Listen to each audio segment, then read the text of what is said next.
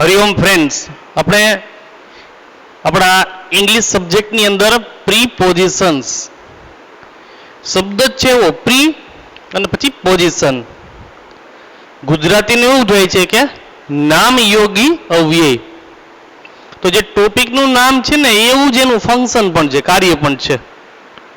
કે એવા શબ્દો કે જે કોઈ બે નામ હોય ને એને નામને જોડે છે એ શબ્દો એટલે કે અવ્યય. અને ઇંગ્લિશની અંદર એની પોઝિશન કેવી છે તો કે પ્રી. પ્રી પ્રી મીન્સ આગળ, પોસ્ટ મીન્સ પાછળ. તો આગળ આવે છે ઇંગ્લિશમાં, ગુજરાતીની વાત નથી કરું, ઇંગ્લિશમાં એ શબ્દ આગળ આવે છે. અને પોઝિશન એટલે કે સ્થળ, કાળ, દિશા આવું સૂચવે. ફોર એક્ઝામ્પલ, મારે એવું કેવું હોય ગુજરાતીમાં, કોઈ વસ્તુ ટેબલ પર છે. વસ્તુ અને ટેબલ આ બંનેને જોડવા માટે શબ્દ કયો આવ્યો? ટેબલ. એની પોઝિશન દર્શાવવા માટે પર. પણ આ જ બાબત મારે ઇંગ્લિશમાં કેવી હોય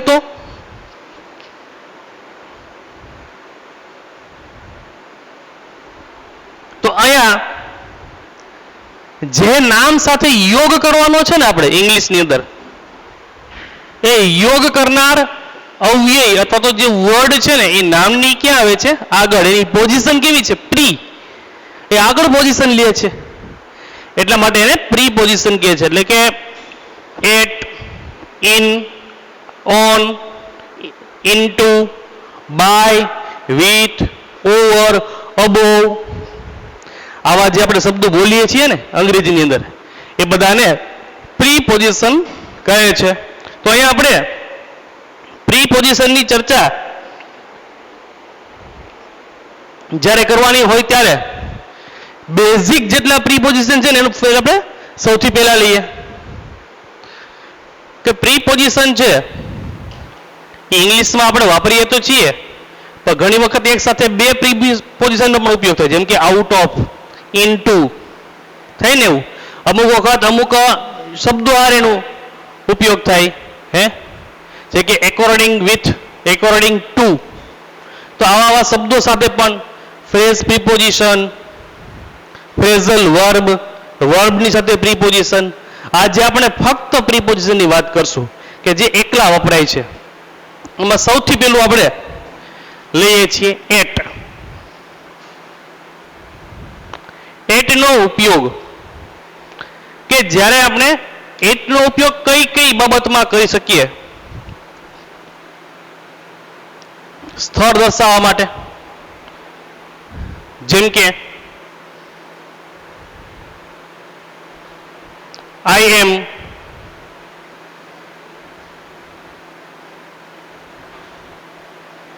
at the garden. સમય દર્શાવવા માટે ચોક્કસ, ચોક્કસ સ્થળ, ચોક્કસ સમય.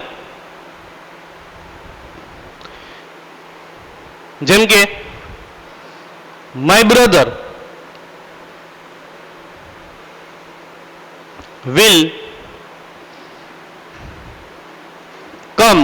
હવે ચોક્કસ સમય મારે લખવો હોય તો ચોક્કસ સમય લખવો હોય તો ફોર એક્ઝામ્પલ 8:05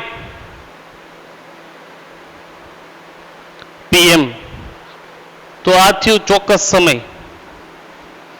આ ચોક્કસ સ્થળ. he is at home now. તે અત્યારે ઘરે છે. એ સિવાયનો ઉપયોગ દિશા દર્શાવવા ની તરફ. એટલે એ વળી શું? દિશા દર્શાવવા ની તરફ. આપણે ઘણી આંગળી ચિંધીને કહીએ છીએ ને કે ત્યાં, તો એવી રીતના જ જુઓ.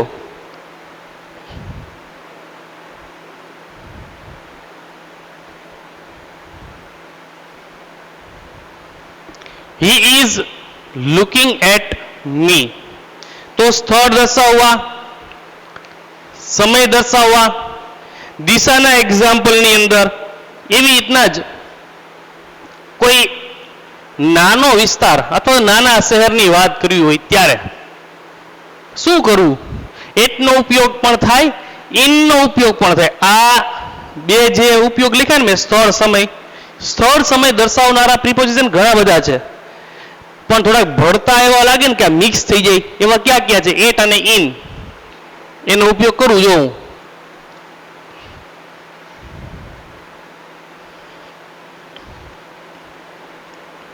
નાનો વિસ્તાર નાનું ગામડું નાનું શહેર એવું દર્શાવવા માટે જેમ કે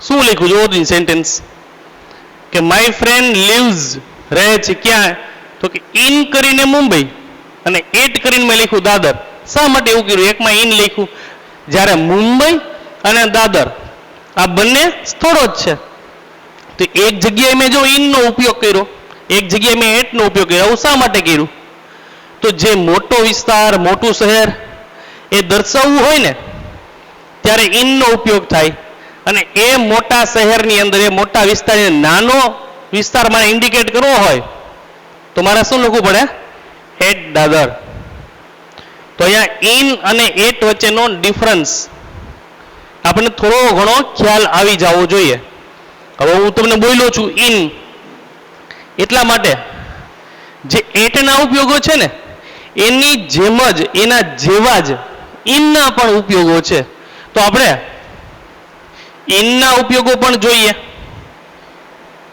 ઇન એટલે માં અથવા તો અંદર એવો આપણે ઉપયોગ કરીએ છીએ પણ ફક્ત એ સ્થળ દર્શાવતો છે આમ નહીં ઇન સમય પણ દર્શાવે તો વળી પાછો સમય તો આ એટ એ દર્શાવે છે ઇન કયા પ્રકારે સમય તો એટમાં પેલા યાદ રહી ગયું એટ છે ને એટ એ સમય દર્શાવે ખરા પણ કેવો હોય ચોક્કસ એટ સ્થળ દર્શાવે ખરા પણ કેવું હોય ચોક્કસ વિસ્તાર શહેર ને ગામડું દર્શાવે ખરા પણ એ ગામડું વિસ્તાર ને શહેર કેવું હોય નાનું આટલું એકદમ મગજમાં આવી જાય તો ઇન છે ને ઇન એનાથી થોડુંક અલગ એટલે આપણને સરળ રહીએ આ બેની કમ્પેરિઝન કરીએ ને તો જો ઇનનો ઉપયોગ એવો જ થાય સ્થળ સ્થળમાં આપણે ઇનનું એક્ઝામ્પલ લેવું હોય તો હે મારે એમ કહી શકાય ને કે ભાઈ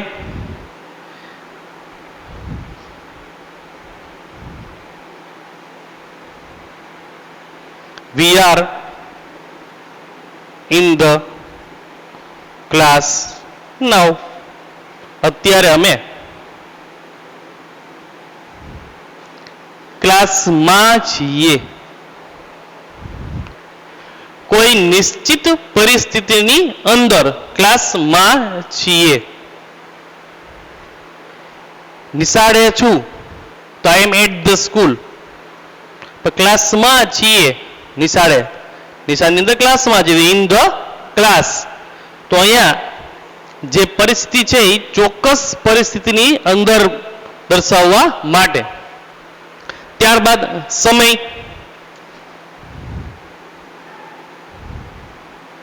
આ જ એક્ઝામ્પલ લઈએ my brother will come at the 5 PM એને મારે બીજી રીતના લખવું હોય તો આ રીતના લખાય જો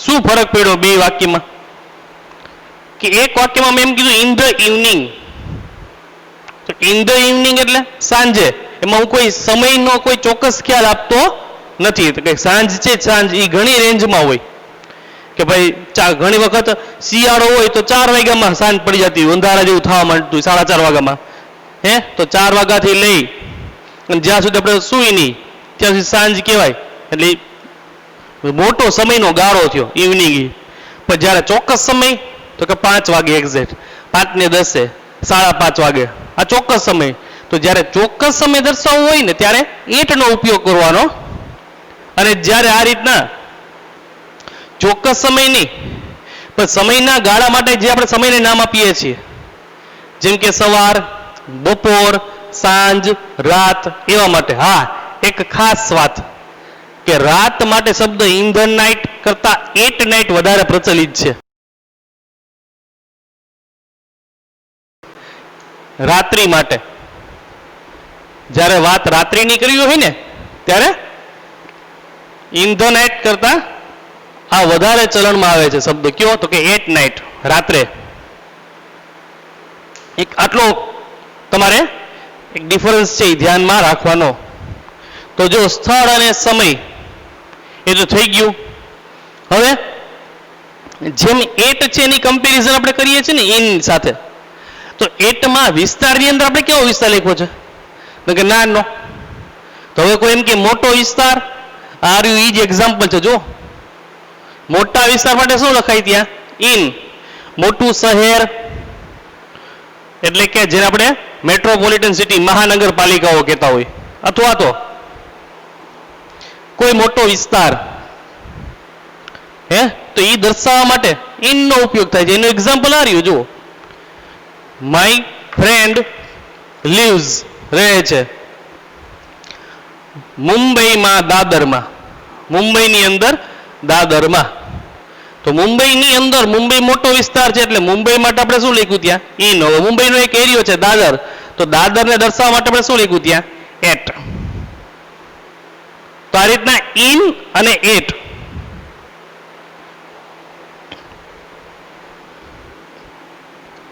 ત્યારબાદ બે પ્રિપોઝિશન ભેગા, ઇનટુ. ઇન અને ઇનટુ બેનું મિનિંગ જોવો તો એક સરખો જ થાય, પણ ઉપયોગમાં જરાક એવો ફરક કે જ્યારે ઇનટુ લખીએ છીએ ત્યારે એનો ઉપયોગ ગતિ સૂચવતા ક્રિયાપદ સાથે કરવાનો હોય. તો જે ક્રિયાપદો ગતિનું સૂચન કરે છે, જેમ કે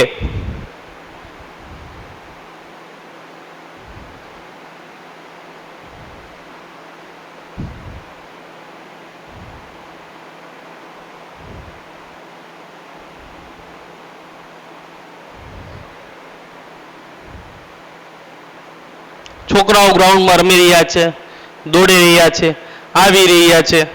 okay, coming into the ground, ગ્રાઉન્ડમાં આવી રહ્યા છે, કમિંગ ઇનટુ, રમી રહ્યા, તો પ્લેઇંગ ઇનટુ. તો જ્યારે ગતિવાળી ક્રિયા દર્શાવી હોય ત્યારે ઇનટુ નો ઉપયોગ થાય છે. તો અહીંયા એટ અને ઇન, આ એટ અને ઇન એના ઉપયોગો તમે જોશો તો એટ સ્થળ દર્શાવવા માટે વપરાય, તો ઇન પણ સ્થળ દર્શાવવા માટે વપરાય. એટ સમય દર્શાવવા માટે વપરાય, તો ઇન પણ સમય દર્શાવવા માટે વપરાય. એટ વિસ્તાર દર્શાવવા માટે, તો ઇન પણ વિસ્તાર. પણ બેના ઉપયોગો અલગ અલગ છે. એટલે આ વસ્તુ, આનો ડિફરન્સ આપણે ધોરણ 8માં હોય, 9માં હોય કે 10, 11, 12માં હોય, આ તફાવત ખાસ આપણે આટલો યાદ રાખવાનો. તફાવતની રીતે જો યાદ રાખશું આપણે તો આપણને સરળ બનશે કે ભાઈ એટ છે સમય દર્શાવે તો કેવું દર્શાવે? ચોક્કસ કે અચોક્કસ. સ્થળ તો કેવું દર્શાવે? વિસ્તાર તો કેવી રીતના દર્શાવે? એવો ડિફરન્સ જો યાદ રાખશો તો આપણે જલ્દી આવડશે. ઓકે, તો હવે એટ અને ઇન એના જેવું જ જે તમારે સાથે જો ડિફરન્સમાં યાદ રાખવા માટે કે ભાઈ આમ તફાવત સ્વરૂપે જો યાદ રાખવા જેવું હોય ને તો હજી છે વિથ અને બાય.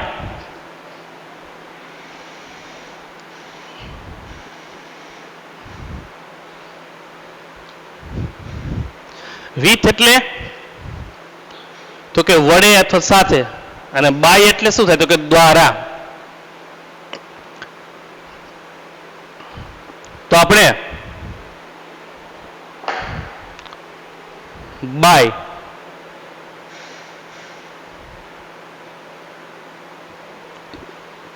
દ્વારાના અર્થમાં તમે લોકો જ્યારે અમુક વાક્યો જુઓ છો ને તો અમુક વાક્યમાં કર્તા આગળ નહીં, કર્મ આગળ હોય. એ વળી શું સાહેબ તમે કર્તા આગળ ને કર્મ આગળ? તો કે જેના ઉપર ક્રિયા થતી હોય ને એનું મહત્વ હોય. જેમ કે પુસ્તક અહીં વેચાય છે,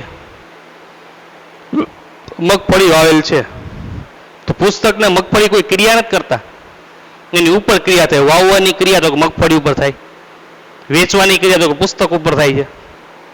તો આ પ્રકારના વાક્યોને ઇંગ્લિશની અંદર પેસિવ વોઇસ અને આપણી માતૃભાષા ગુજરાતીની અંદર કર્મણી પ્રયોગ એવું કહેવામાં આવે છે. તો કર્મણી પ્રયોગમાં બાયનો ઉપયોગ થાય કેવી રીતના?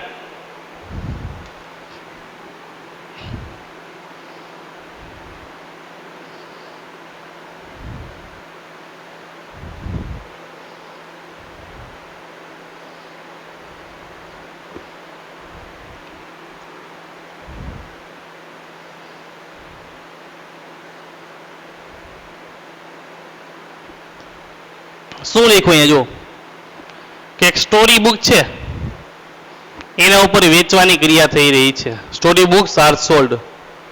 કોના દ્વારા? તો કે બાય માય ફ્રેન્ડ, ના દ્વારા, મારા મિત્ર દ્વારા.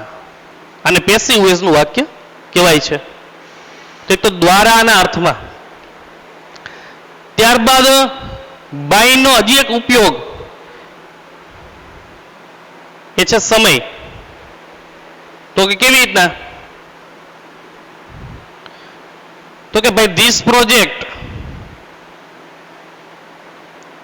Will be finished. આ પ્રોજેક્ટ પૂરો થઈ જશે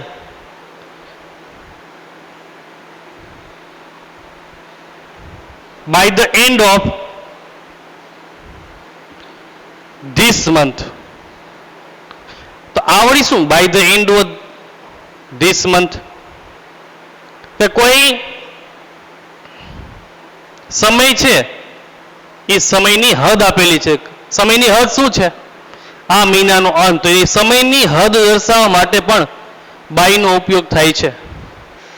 જેમ કે તે 5 વાગ્યા સુધીમાં આવી જશે, 5 વાગે આવી જશે એમ કેવું હોય તો એટલો ઉપયોગ કરવાનો. એક્ઝેક્ટ કેવું હોય 5 વાગ્યા, પણ 5 વાગ્યા સુધીમાં આવી જાવ એમ કેવું હોય તો બાયનો ઉપયોગ કરવાનો. ખ્યાલ આવે છે હું શું બોલ્યું?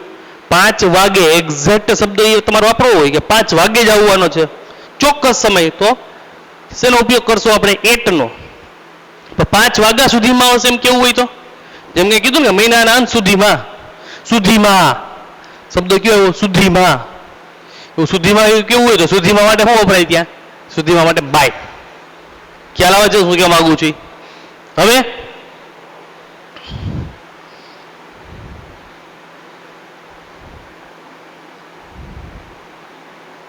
વાહન વડે મુસાફરી કેવી રીતના? તો કે કોઈ વાહન થકી આપણે મુસાફરી કરતા હોય, કરવાના હોય, હજુ તો કઈ રીત છે એવું કેવું હોય તો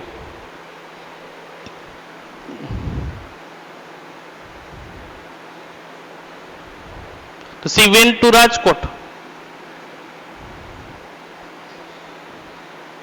by bus.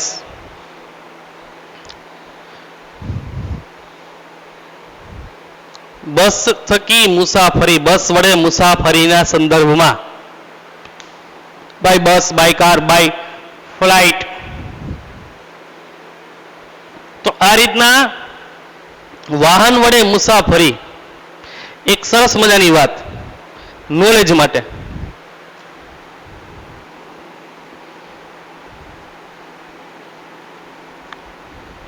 પગપાળા ચાલીને જવું એના માટે 2 શબ્દો છે.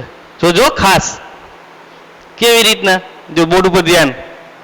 એક આમે કહી શકાય છે બાય વોક, કે ભાઈ હું જઈશ ખરા પણ બાય વોક,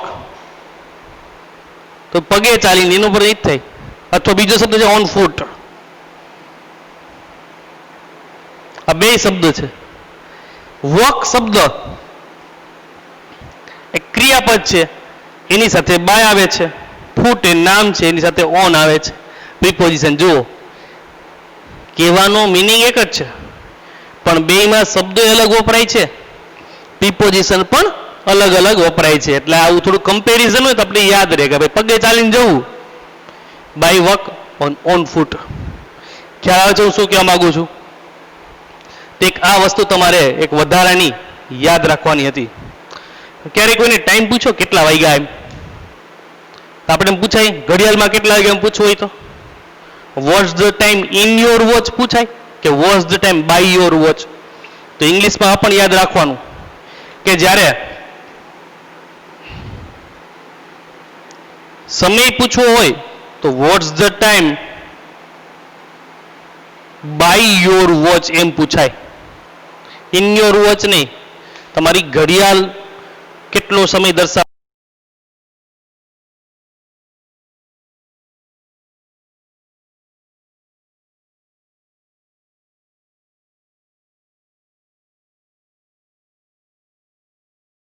છે. ઘડિયાળમાં સમય ન હોય, ઘડિયાળ વડે સમય દર્શાવતો હોય. ઘડિયાળની અંદર સમય હોતો સમયને કોઈ દિવસ બાંધી શકાતો નથી.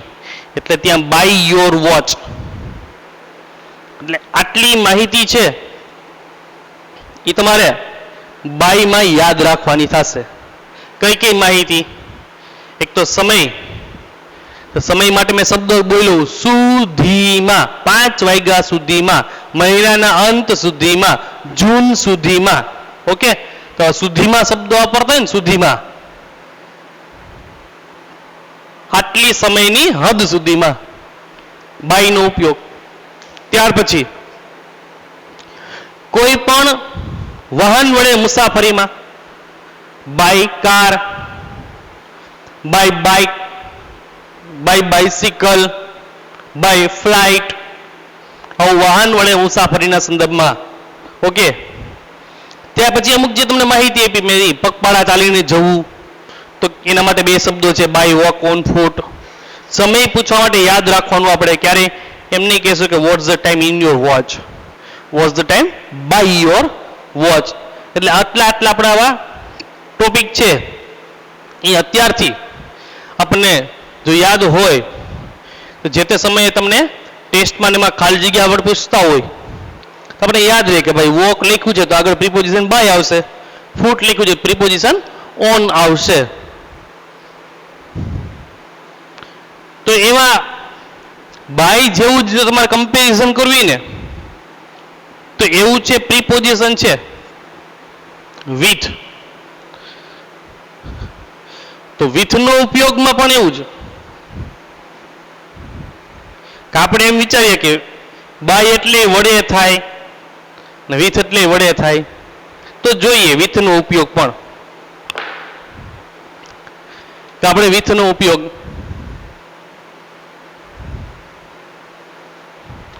એક તો કોઈ વ્યક્તિની સોબતમાં અથવા તો સંગાથ.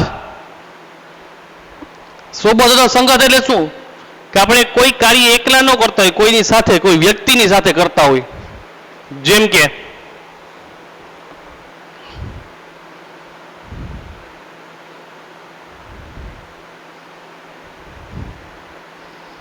I went to school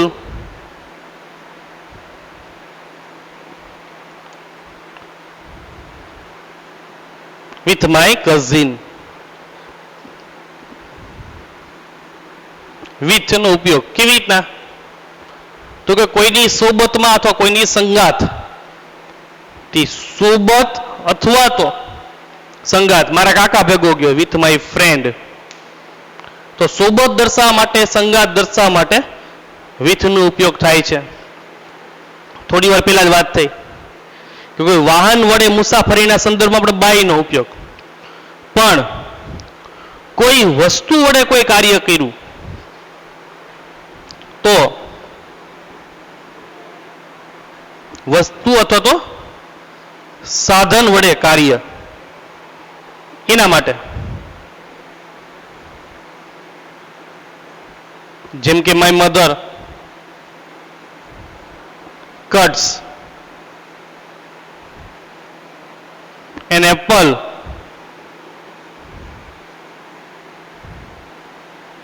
with a knife.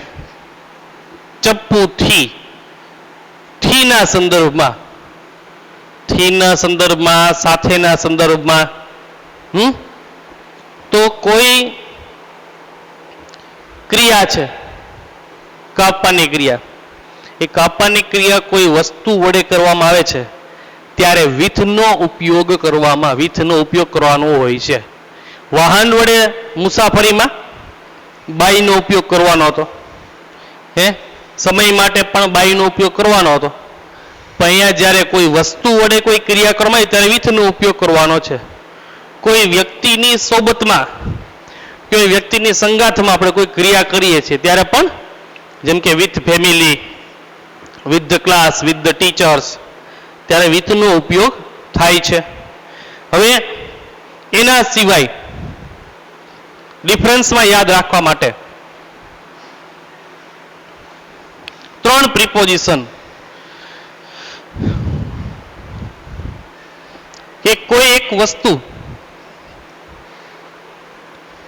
એના ઉપર મારે બીજી વસ્તુનો ઉલ્લેખ કરવો છે અને એ 2 વસ્તુનો મારે યોગ કરવો છે, નામ યોગી અવ્યય, તો યાદ રાખજો ઓન, ઓવર અને અબોવ. મારું ડ્રોઈંગ બહુ સારું નથી છતાં પ્રયત્ન કરું કે આ એક ટેબલ જેવું દોર્યું છે. એ ટેબલ ઉપર મેં નાનકડો ગ્લાસ, ગ્લાસની સાઈઝ કદાચ ભલે મોટી થઈ ગઈ હશે પણ ચલાવી લેજો, નાનો ગ્લાસ દોરું. આવું કંઈક ગ્લાસ જેવું પાત્ર મેં દોરવાનો પ્રયત્ન કર્યો છે. એક ટેબલ છે, ટેબલ ઉપર ગ્લાસ છે. એવી રીતના વળી પાછું એક ટેબલ દોરું. આ ટેબલના 4 પાયા એવું યાદ રાખજો. અને એની ઉપર આમ પંખો ફરે છે. આ દિવાલ છે, બરોબર? એટલે ઉપરની છત છે. આ બીજું ચિત્ર છે. મારું પેઇન્ટિંગ ભયંકર થાય છે એટલે બહુ ચિંતા ન કરશો. ઓકે, આ એક દિવાલ છે. આટલી દિવાલમાં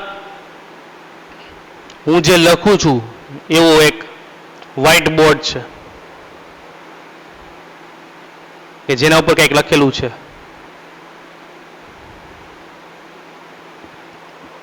અને એ બોર્ડ ઉપર કોઈ પિક્ચર કે કોઈ ચિત્ર ટીંગાડેલ છે. જો હું શું કહેવા માંગુ છું, ઉપર એવું દર્શાવવા માટે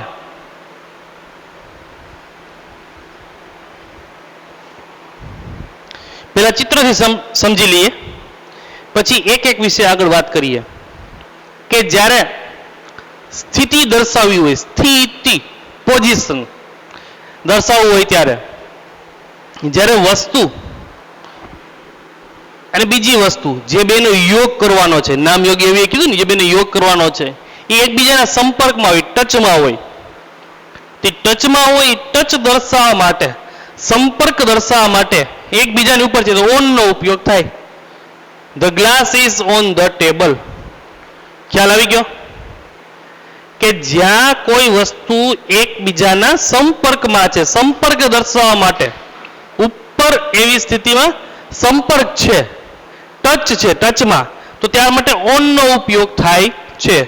ભલે આ તમને ગ્લાસ જેવું નથી દેખાતું પણ તમારે એવું ધારી લેવું ને ગ્લાસ છે, કારણ કે મારું પેઇન્ટિંગ બહુ સારું છે ને એટલે. ઓકે, મારું ડ્રોઈંગ બહુ સારું છે એટલા માટે સંજય સરે હા પાડે છે અત્યારે કે આ સાચી ના બહુ સારું, અને મારા વખાણ કર્યા, મને મોટિવેટ કર્યું એટલા માટે. તો અહીંયા જે ગ્લાસની પોઝિશન છે ટેબલ ઉપર છે અને ટચમાં છે, સંપર્કમાં છે, એટલા માટે ત્યાં પ્રીપોઝિશન થાય ઓન.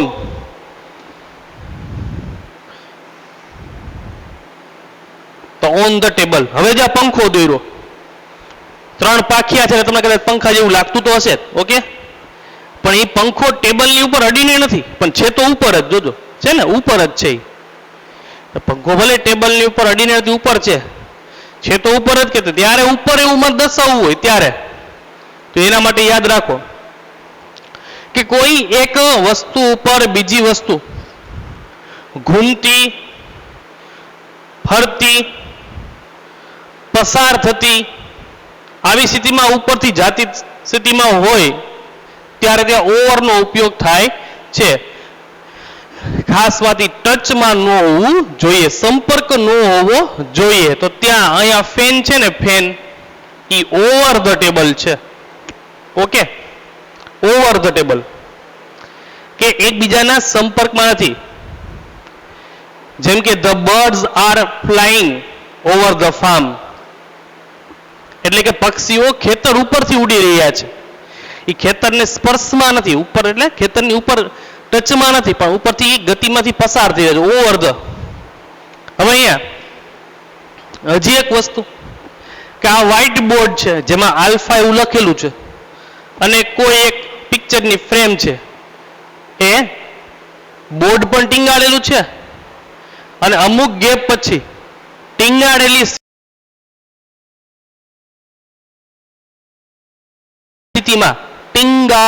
સ્થિતિમાં પિક્ચર ચિત્રની ફ્રેમ છે. અને આ બે વસ્તુ એટલે કે બોર્ડ અને પિક્ચર, એ બે વસ્તુ એક જ સમતલમાં છે. સમતલ કયું છે? એ સમતલ છે દિવાલ, વોલ. એક જ સમતલમાં બીજી વસ્તુ ટીંગાડેલ સ્થિતિમાં હોય ત્યારે above the picture is above the white board. The picture is above the white board. તો જો મીનિંગ ત્રણેયનો એક જ છે, ઓન, ઓવર, અબોવ, ઉપર. પણ જ્યારે એનો યુઝ કરવાનો થશે ત્યારે યાદ રાખવું પડશે કે જો ભાઈ વસ્તુ સંપર્કમાં છે તો ઓન, સંપર્કમાં નથી, લટકાડેલી છે, ફરતી સ્થિતિમાં, ઘૂમતી કે પસાર થતી સ્થિતિમાં છે, કૂદીને જાતી સ્થિતિમાં છે, જમ્પિંગ ઓવર, ફ્લાઇંગ ઓવર, તો ત્યાં ઓવર શબ્દ. અને એક જ સમતલ ઉપર બે વસ્તુનો ઉલ્લેખ કરવો હોય તો ત્યારે યાદ રાખવાનું કે જે ઉપરવાળી વસ્તુ છે એ જો ટીંગાડેલી હોય તો અબોવ. જેમ કે the tube light is above the window, એટલે કે વિન્ડો અને ટ્યુબલાઇટ બે એક જ સમતલમાં હોય. એ સમતલ છે દિવાલ, વોલ, અને ટ્યુબલાઇટ છે એ ટીંગાડેલ સ્થિતિમાં છે. તો આવું કહેવા માટે અબોવનો ઉપયોગ થાય છે. એટલે કે આ બેઝિક ડિફરન્સ યાદ રાખવાની જે વાત હતી એ વાત કરી. હવે આપણે એક એક વિશે સમજીએ. ઓન, તો સર્વપ્રથમ આપણે ઓન વિશે વાત કરીએ.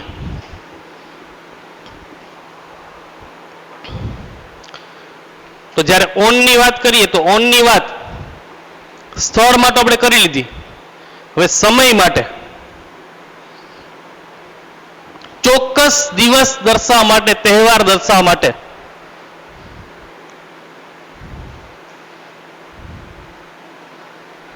ચોક્કસ દિવસ,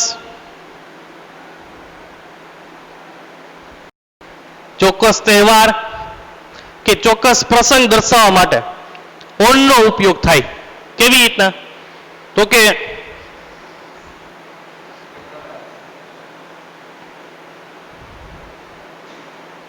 on my birthday,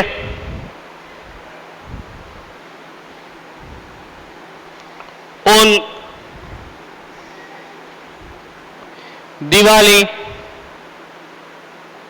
તો આવા શબ્દો છે એમાં ઓન ના ઉપયોગ સ્થળ દર્શાવવા સિવાય સમય માટે, ચોક્કસ દિવસ માટે, એના માટે પણ થાય છે. જેમ કે રવિવારે તો ઓન ફ્રાઈડે, ઓન સન્ડે, શુક્રવારે તો ઓન ફ્રાઈડે, આજે ફ્રાઈડે છે એટલે બોલાઈ ગયું.